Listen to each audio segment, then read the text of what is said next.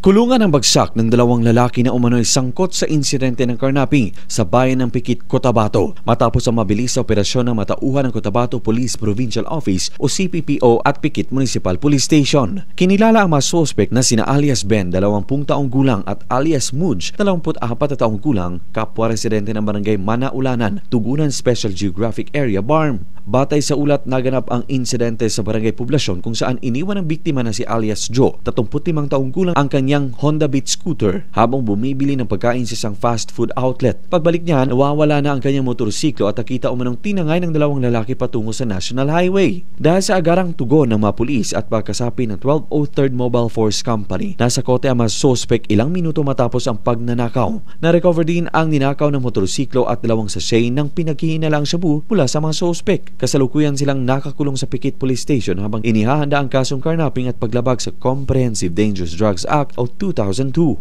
Pinuri naman ni Police Colonel Gerson Birey, Acting Provincial Director ng CPPO, ang mabilis at koordinadong aksyon ng mga pulis. Luigi Alan Totor, NDBC, Bida Balita.